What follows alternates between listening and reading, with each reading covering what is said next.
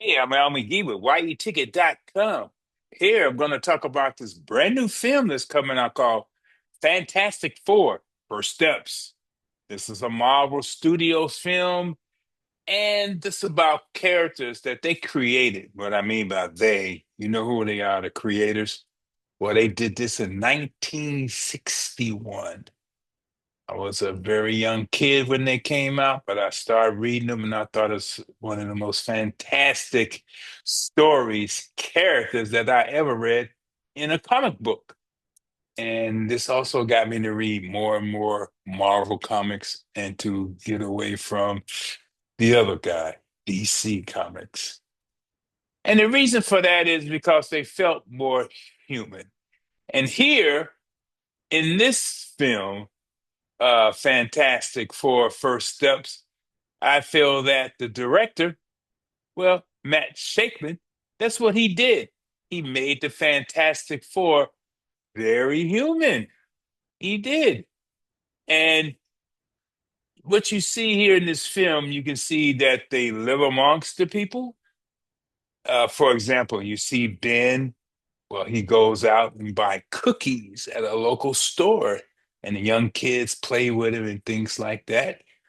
And they tell him, do some tricks for us or do this and do that. And he just smiles and does what he want to do. That's one thing I like about this. Then again, this made them human. And another thing I like about this too is that, well, they're a family of scientists. And being a family of scientists, they do a lot of technological things for the neighborhood and also for the world. And here we got this 1967 or 1964 backdrop. We got Tomorrowland of flying cars and round TV screens, and some of them are black and white, some are color. Now, here, the stars are, well, we got Reed Richards, played by Pedro Pascal. We got Sue Storm, played by Vanessa Kirby. And we got, well, Johnny Storm, played by Joseph Quinn. Ben Grimm, played by Ebon Moss-Bachrach.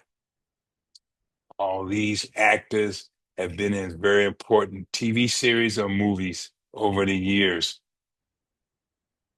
Now, I will admit that the storyline kind of left me a little empty as it started progressing. And the big showdown in the end left me again not full. But I'll get to that in a few minutes. One thing I like and almost didn't like too is that with this script, which was written by four writers, Josh Friedman, Eric Pearson, Jeff Kaplan, and Ian Springer, well, they had too much vocabulary and a lot of scientific data in this. I think an average person would feel that it's very boring. But that's made it part of the story to understand what was going on. And I feel that, well, when they got to the final battle, again, it was just okay. Now, this is a unique story. I will admit that. But again, with his 60s, aesthetics, things like that, well, it kind of, again, left me a little weak about this film. Now let's get to, well, the main villain here in this film. And the main villain is someone in the comic book world was one of the best villains and most scary villains that Marvel ever created. But in this film, they kind of made the villain, well, too easy to get rid of, in my opinion. And here we got the Silver Surfer, played by Julia Gardner.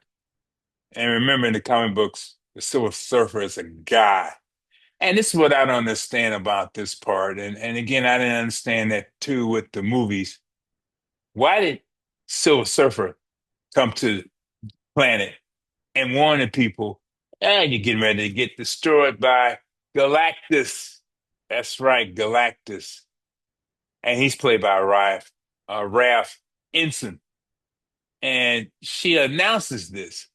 And so they had to prepare for this guy, even though they didn't understand who he was.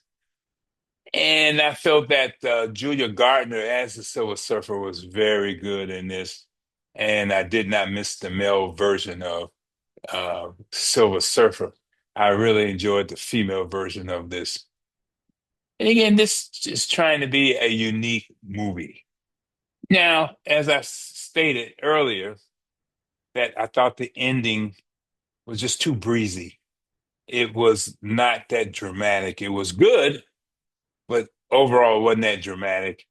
And each Fantastic Four had to figure out their own way to get rid of Galactus. And also, there's a baby in this. You got to see the movie to understand that part also.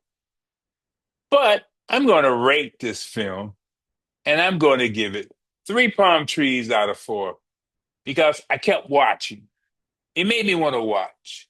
I like the color and I saw it in IMAX. You got to see this in IMAX because it somehow is made for IMAX. So three palm trees. I was not dismissed, but again, I wanted some more. So that's why I'm only giving it three palm trees out of four for this Fantastic Four First Steps. Well, thanks for watching my review. I'm Al McGee here at yeticket.com. I'm reviewing Fantastic Four First Steps. Go see it and let me know what do you think of the film. Check it out all the time. This is your entertainment ticket. Latest and greatest.